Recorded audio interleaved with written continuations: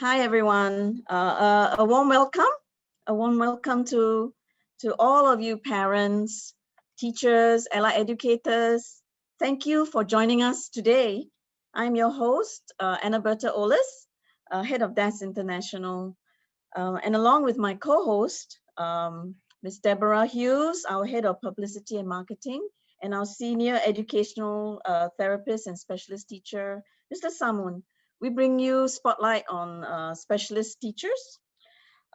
This is our 10th anniversary webinar series, and this is the second of our series of webinars which we are hosting every month. Just some housekeeping before we actually start the webinar. Let us go through. Please ensure that you do have a strong internet connection. Check the volume of your devices and ensure your screen name matches the name you used during the registration for this seminar. In addition, you may want to move your cursor to look, it's at the bottom, to look for the Q&A that appears actually on your screen. Our Q&A will be at the end of the talk, just to let you all know. And the Q&A lasts for about 10 to 15 minutes. We will be answering your questions live. Should you have any questions, we would appreciate it if you could just post it in the Q&A tab that's at the bottom of your screen. Before we begin, just let me give you a very quick background on why Spotlight on Teachers has come about. As heading DAS International over the years, I interact a lot with parents, with families, schools, and I wanted really for our 10th anniversary to have a platform for us to be able to share directly and engage with our community, such as yourselves, parents, teachers, specialists, really.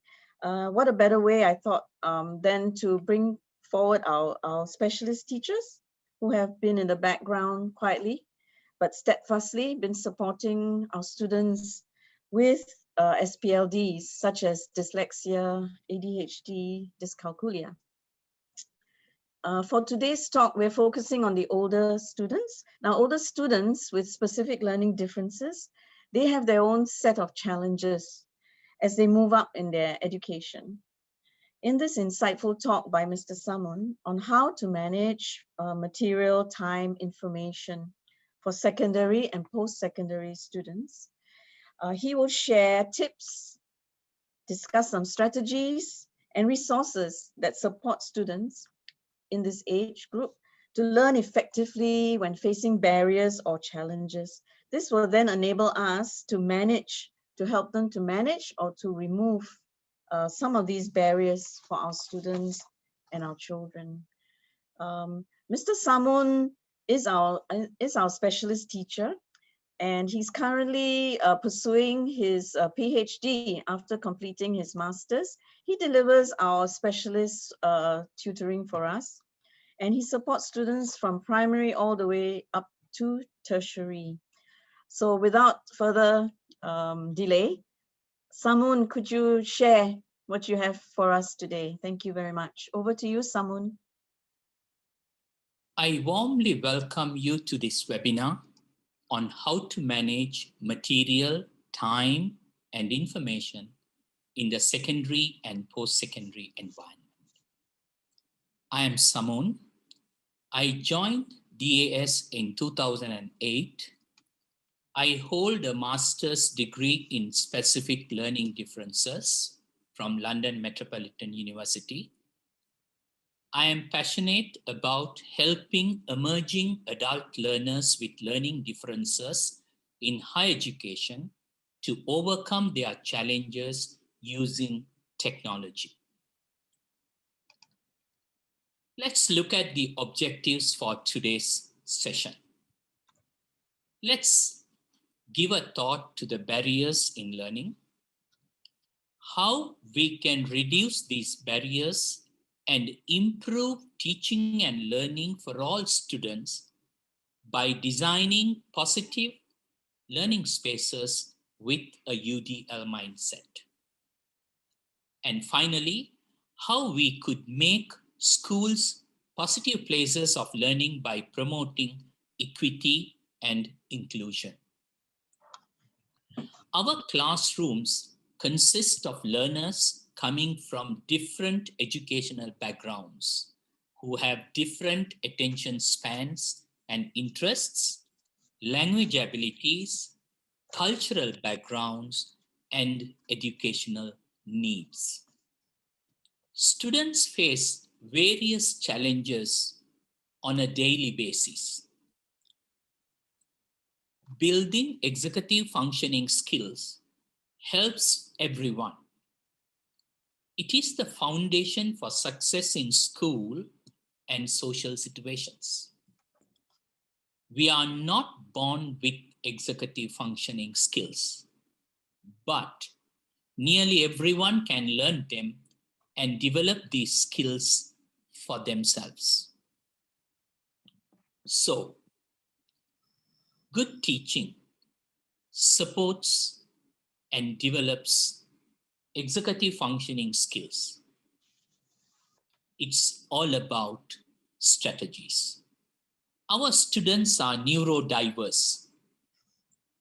Therefore, neurodiversity centers its focus on our students and not on the labels like dyslexia or ADHD that these students may carry. Neurodiversity recognizes and respects the cognitive differences of our kids. We are moving away from a medical or impairment model, and we are reframing what we think we know.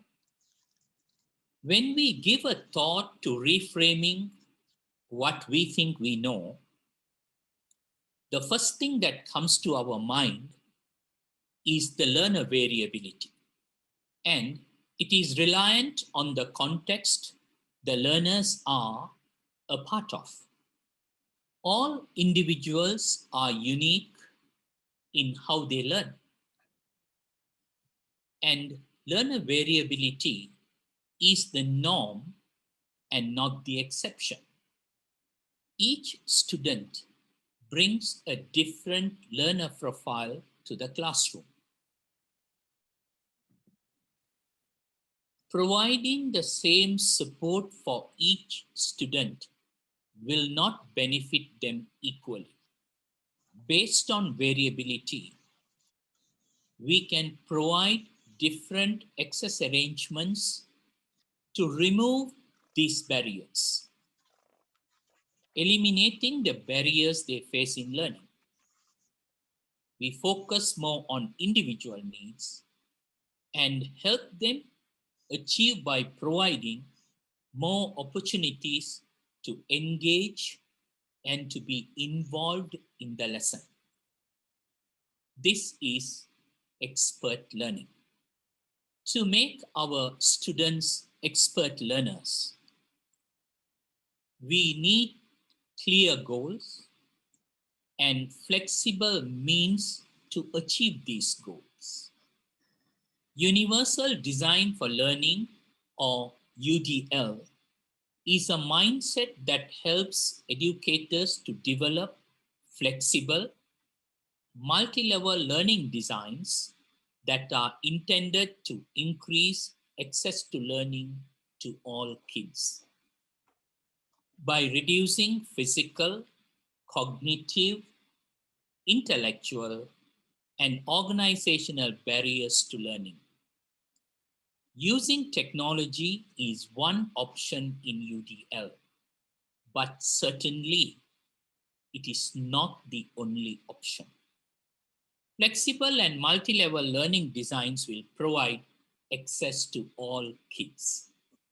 Let's look at the three human characteristics, the intrinsic enablers. First, my skills, what I can do, then my limitations, what I cannot do, and then my motivation, what I want to do. Based on these three intrinsic enablers, we give a thought to the extrinsic enablers where We try to explore and suggest assistive technology that can help improve human performance in the presence of a learning difference.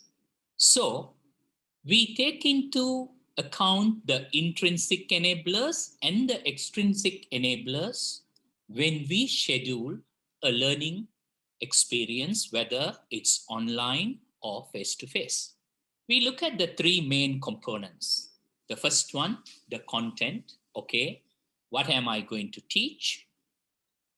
Then the pedagogy.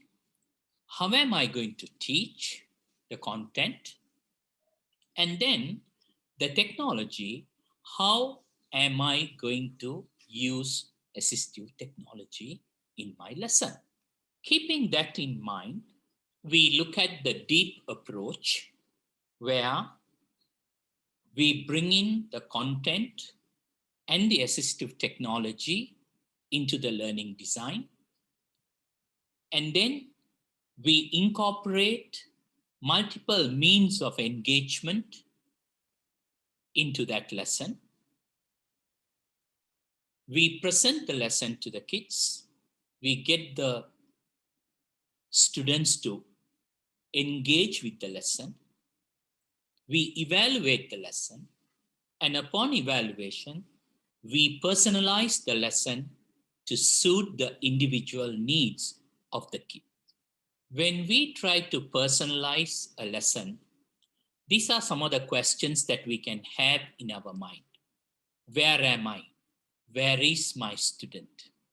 Where do I want to end up? Where did I end up?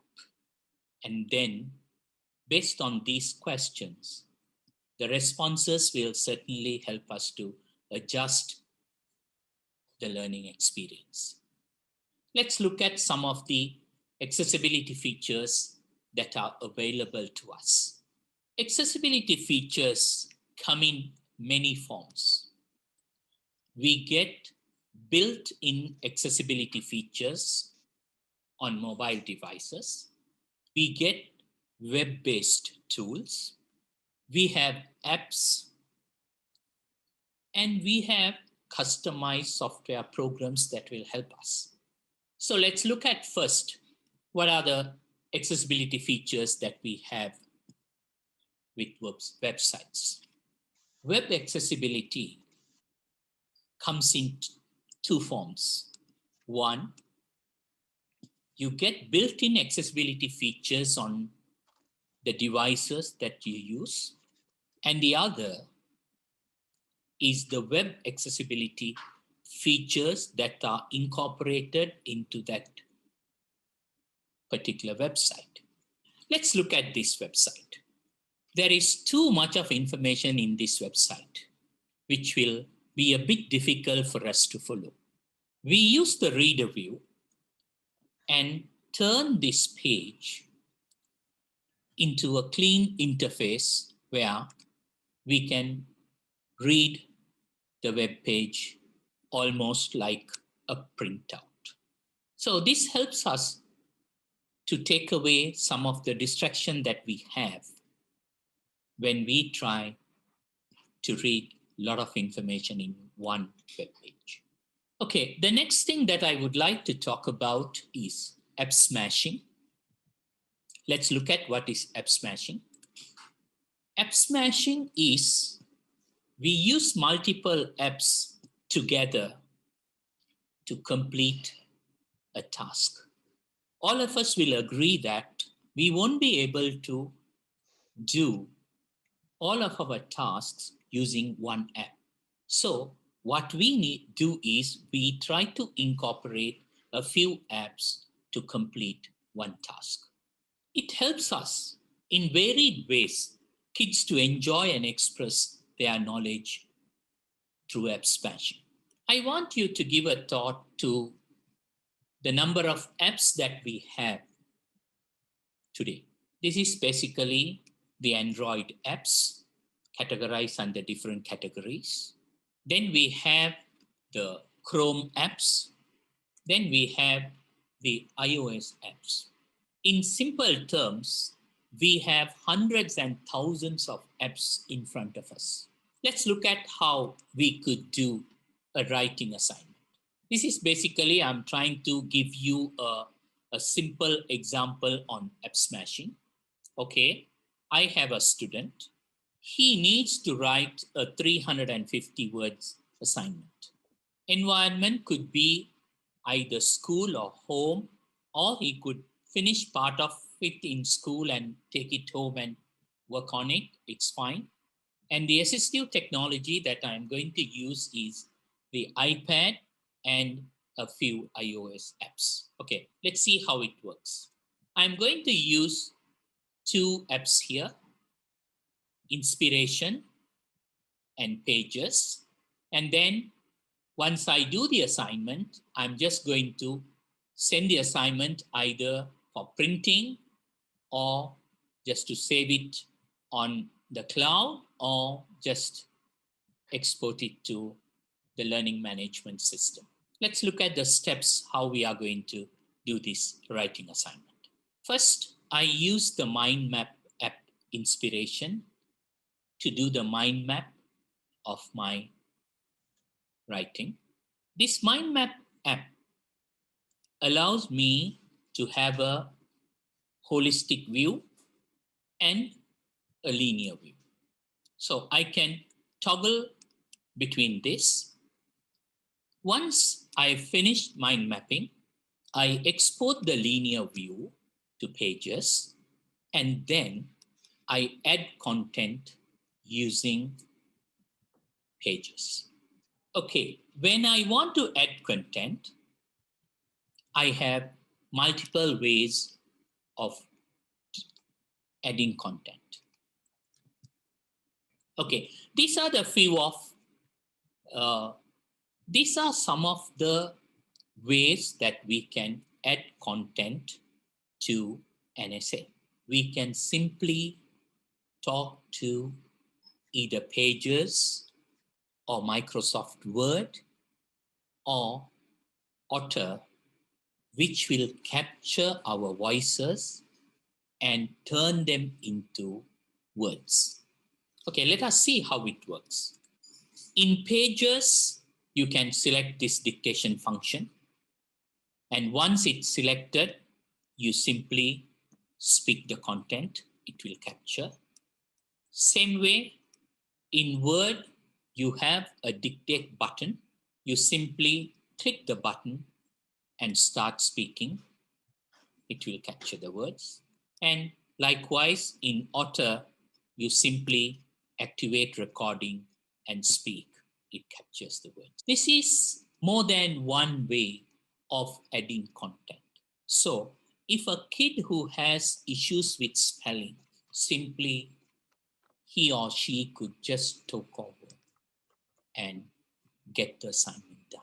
Once you are done with the assignment, either you could print the assignment, get a hard copy, or save it on the cloud, Dropbox or iCloud, or as requested, you can upload the assignment to the learning management system.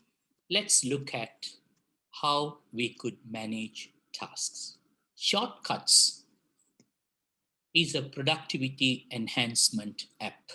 It allows students to launch multiple apps for a single task. You can automate a task based on time and or location. This is a shortcut that I created to open both apps, Inspiration and Pages, to do the writing task that we discussed previously.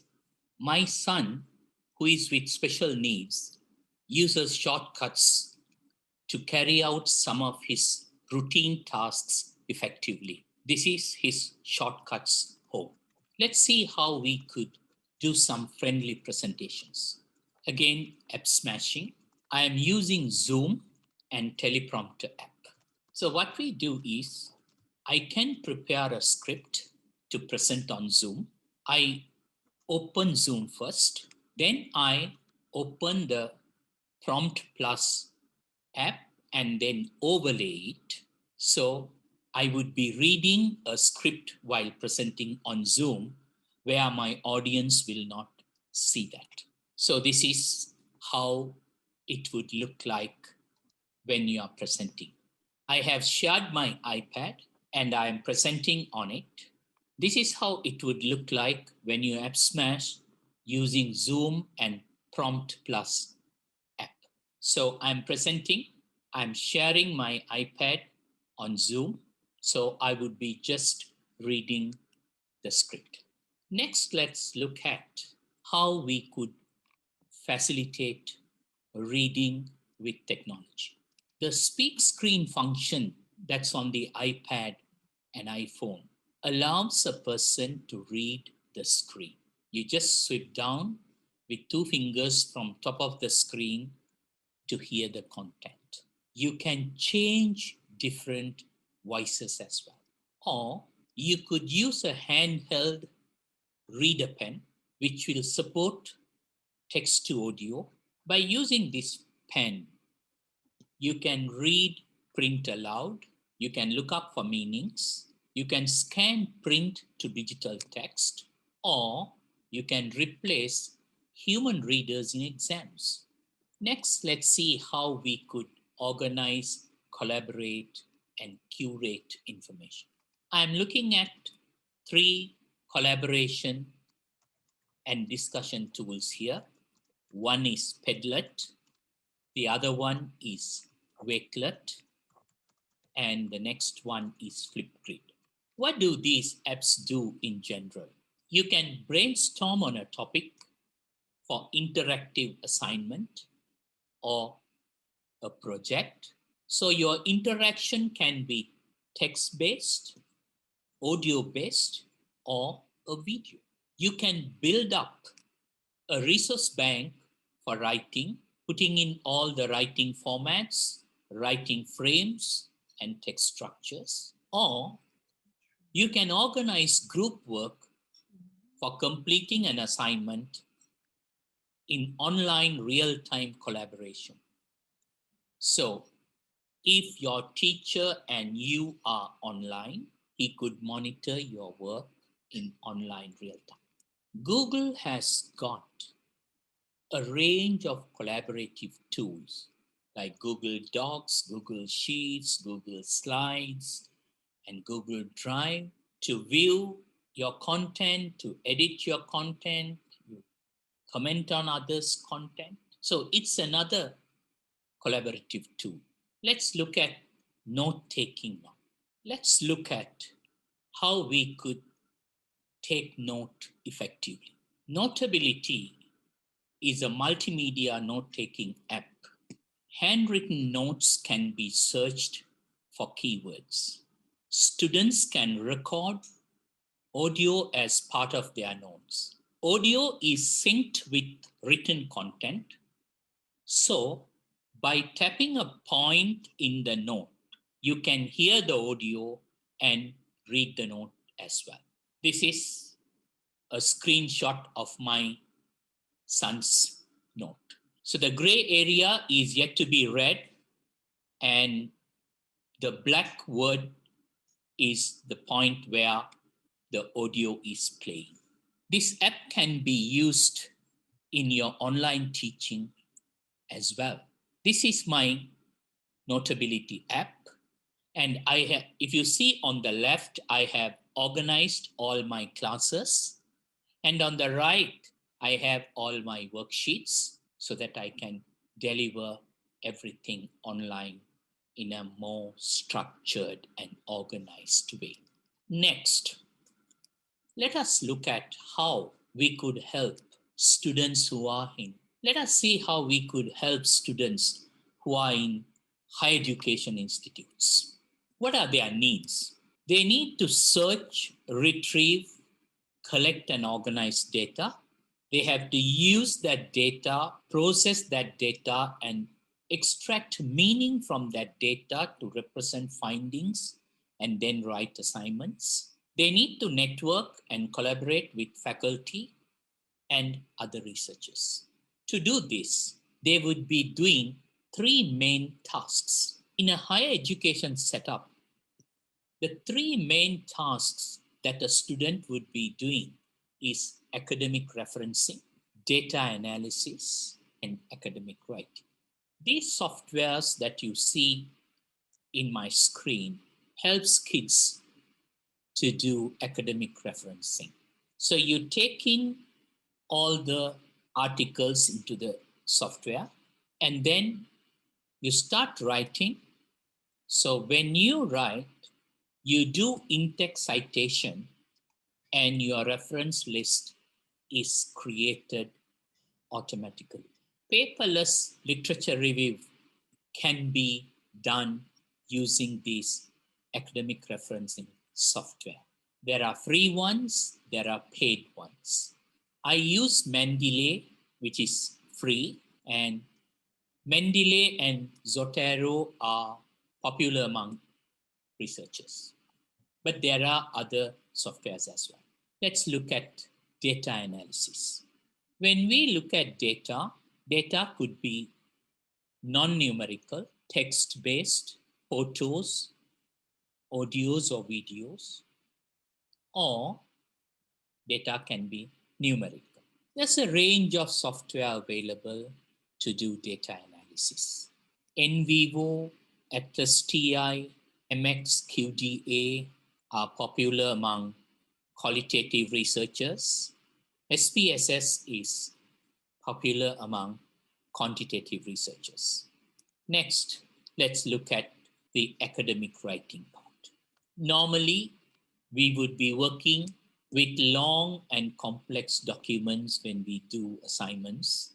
You can select a general software like Microsoft Word or Pages to do your writing, or you could find a purpose-built software like the one that you see on the screen, Scrivener, to get your job done.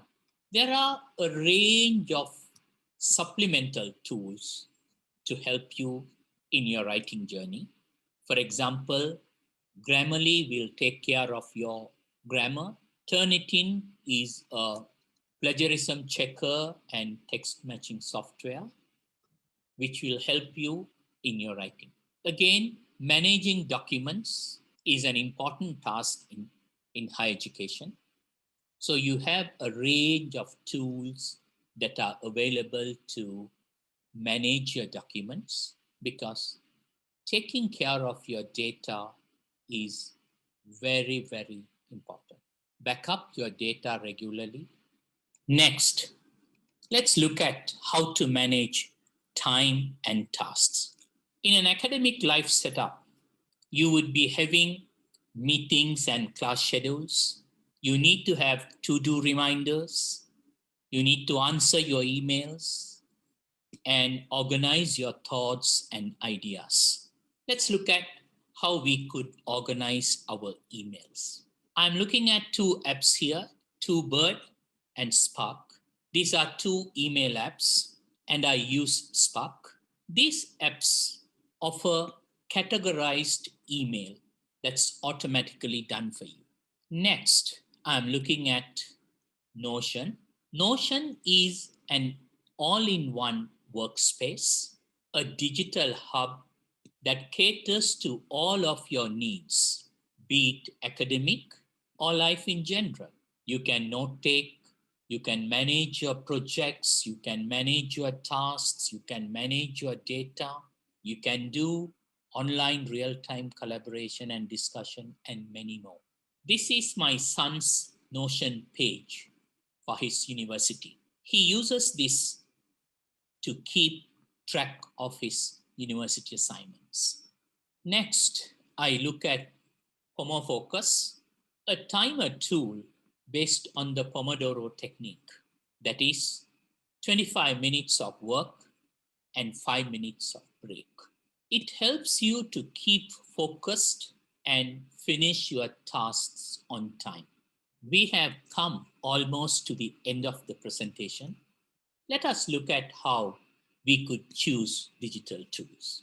I will always use simple tools so that I will not have a steep learning curve, and I'll always look for what others use. because I get help when I need help.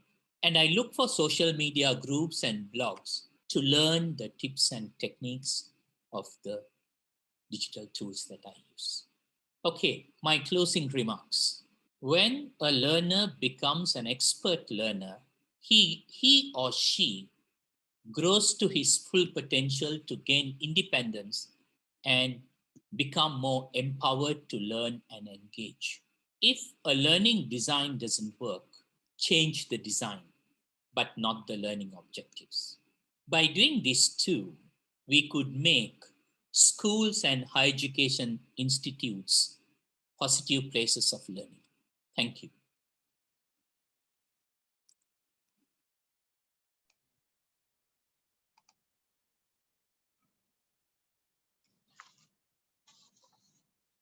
Wow. Whew.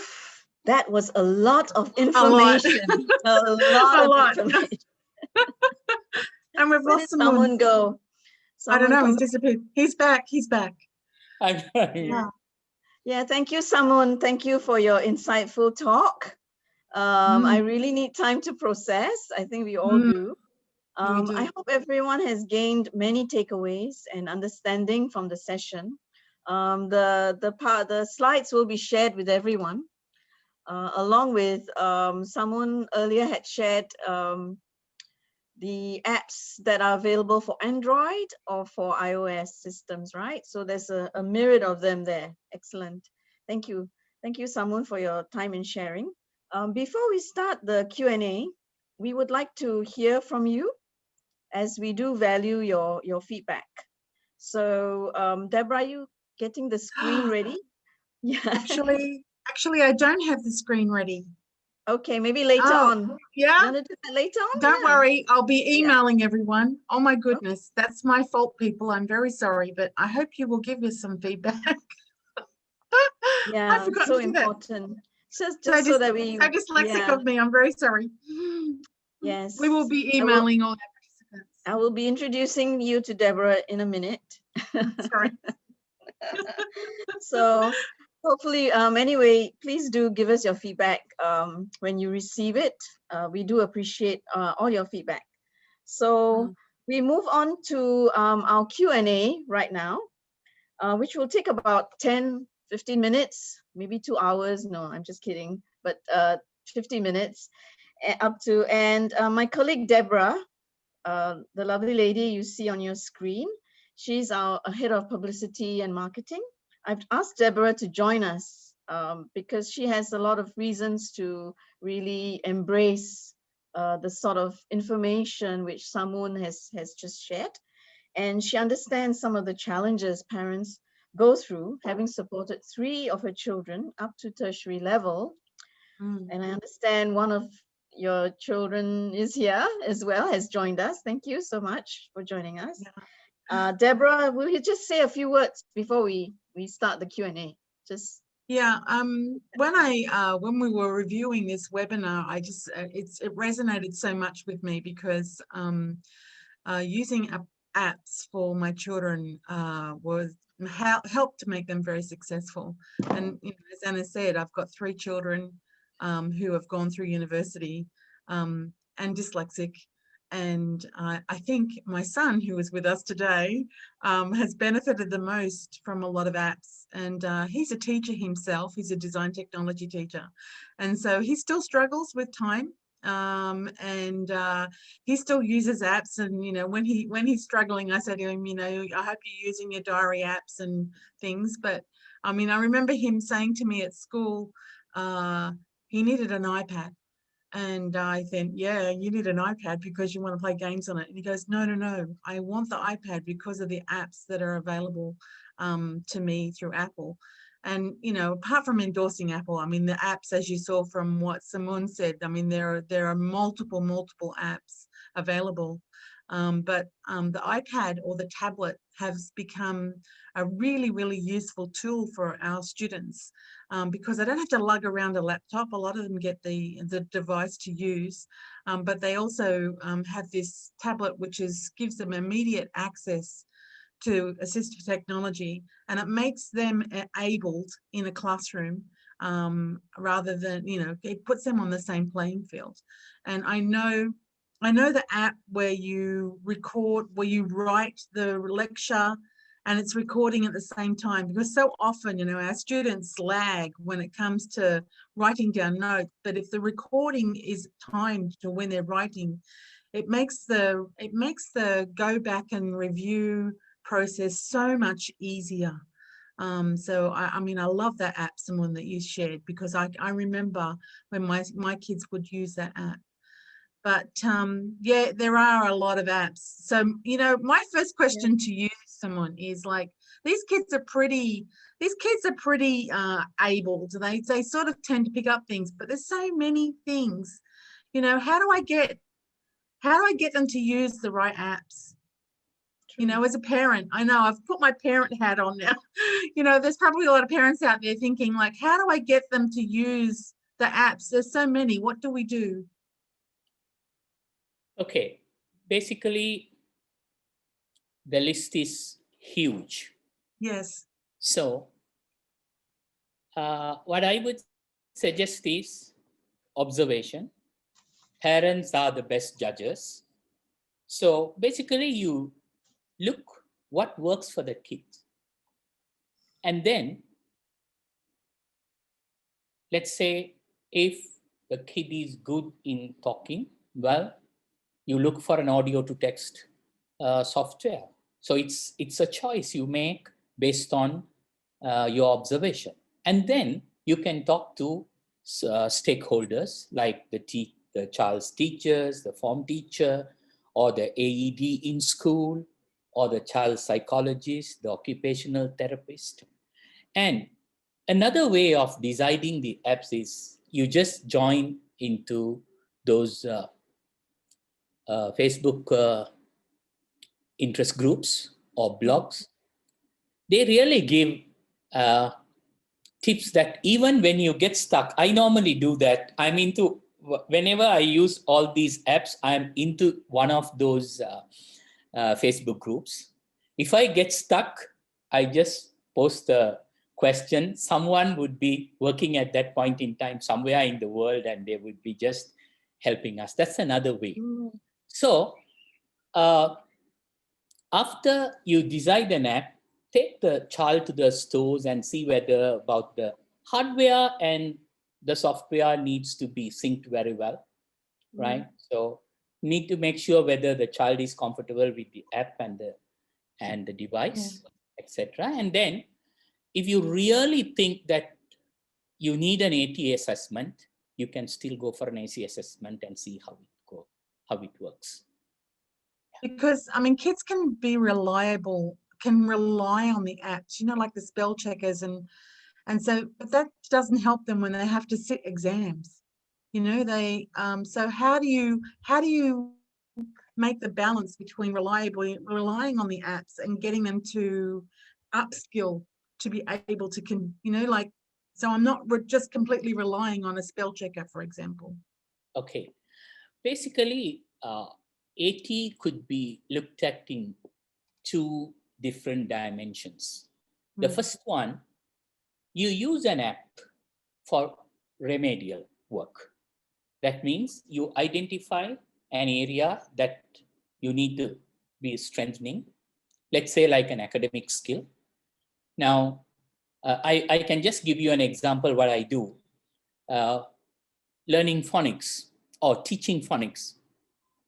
There is a very good iOS app. So I use that so that the kids also can use that app as well. So that way you are remediating the issue. On the other hand, let's say if you are an adult or emerging adult and your education institution is different, like a university or a poly, then you could think of compensatory apps where it helps you to work around an area of weakness by using the strength and the skills that person has. So the two prepositions that I always keep in mind is work at strengthening, so that is remediation, and work around is basically the compensatory measure. Okay. You know, Thanks, Samunn. thanks, Samunn. We have questions coming in right now. Thanks, Okay. Deborah, for your sharing as well.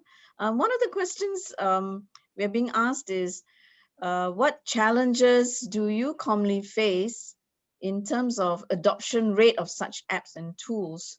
Means the apps and tools are there, but are the students using them? I think that's the question I'm Yes, trying to that's the question. understand. Like, So the many apps apps, are there, but do how they can you use get them them? to use them? Yeah. Yeah, basically that's a good question, because even sometimes when we attend webinars or presentations, we are overwhelmed with the list of apps that we have, right? Even Yes, I have that's true. hundreds of apps, but You did. that is why I'm an ardent believer that you don't just give an app to the child. You incorporate that app into your learning design. You personalize it. So that so you monitor with the child and you help the child to progress with the app, because we don't teach technology at the beginning. Right now, let's say, for example, the app that I was talking about to teach phonics is sound literacy. Virtually, you can do anything on phonics teaching using sound literacy. It has been developed by an educational therapist. So when you do phonics exercises using that app, the child automatically learns how to use it. So technology is not taught separately. So by incorporating it to the learning design, will certainly make a change in the adoption rate of apps. Because I know at DAS we are firmly invested in assistive technology and using that to make our lessons engaging.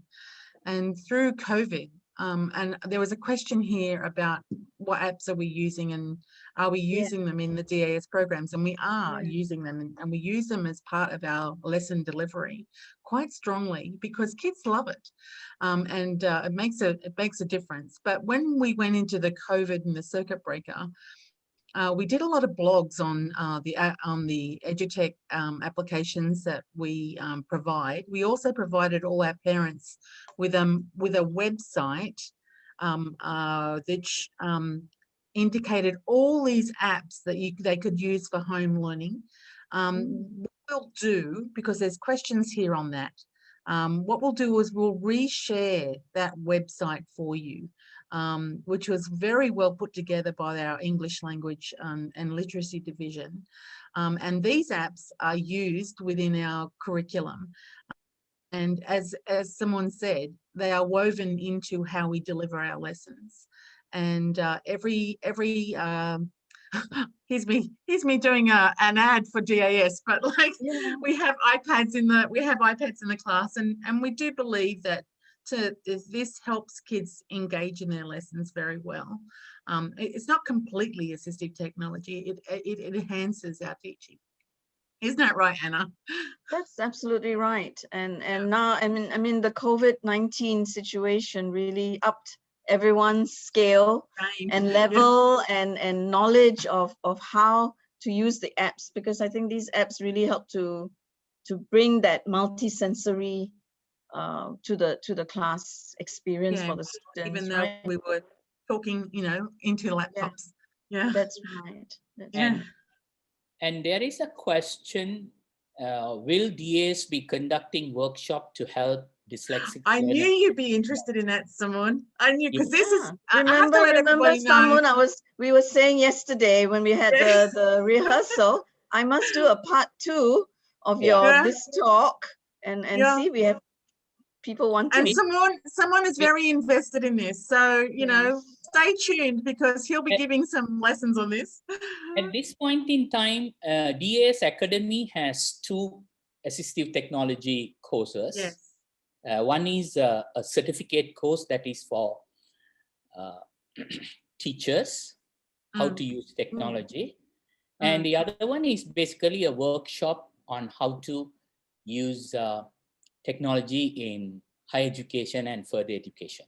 So it's roughly about 2 runs in a year. So I just completed the first one, and the second one comes up in September. Great. Good. These are more formal training. More formal training. Yeah. Yeah, it's great. That's good. But certainly, I think, like you suggested, we could organize something for the parents. Yeah. Yeah, Okay. that's really good. Thank you. Just to let And everybody know that we will be sharing this video after, Yeah. once I can clean it up. We will be sharing this video. So anyone that came in late, you get a chance to watch it again and go through all the apps and stop and pause it and Yeah. take notes. yeah. And Okay. I've got a good question, Samunn, can you help with this? I think it's quite relevant. What can be done to make sure my child doesn't become too dependent on assistive technology? That's the reverse, right? Where Yes. it's a fine line. Yeah. Whenever I talk to parents or whenever I try to promote assistive technology, this is something that most of the parents ask me. Okay, for me, I am a pro, so I do help people. I have no reservations of people using technology, but technically managing screen time has got different connotations. Sure. It differs from home to home and person to person. So we could reflect on the skills and challenges you see in the child, and then you could either manage the time, manage the activity, or manage the device. You could do all, because I'm not saying that there are no way that you cannot stop a child becoming too dependent. Yes, there are ways. So it's up to, for me, it's more personal. Let's say, for example, if the dad is controlling the device, so how he wants to control the device of the primary, let's say the child is in lower primary, it's up to the family. Because the device management features also are there now. Let's say, for example, in iPad, there is a function where you can lock the screen, so that now, let's say you open up an app and then you do the locking mechanism. It's password protected. And then till you finish that activity, the child cannot go out of it, look for YouTube or look for internet or whatever, that kind of a thing. So either you manage the time, or you manage the activity, or you manage the device. Yeah, I hope I answered the question. Yes, and we really only have time for more. Is there a last question that we can answer, Anna? There is one on reading. For post-secondary school, what can we do to help them to manage online material reading? There's a lot of information, like just do a 1 minute, like my son is also in tertiary and he also has dyslexia. And they're reading so much. They're reading so much. Yeah, and he just can't manage it all the time.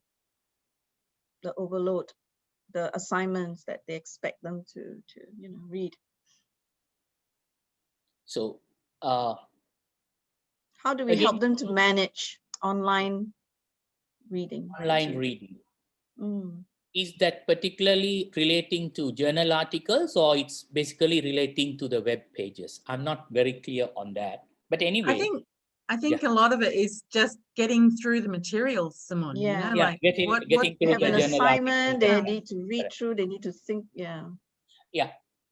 Technically, the two strategies that I shared in the presentation. One, you make use of the built-in feature of the device that you are using, like the screen reader function, where you get your PDF onto your iPad and then you just activate the screen reader function. And there are a lot of features in it. You can adjust the reading speed. And there are about 24, 25 page different voices. So if you get bored with one voice, you can switch on to another voice. My famous voice is Alexa's.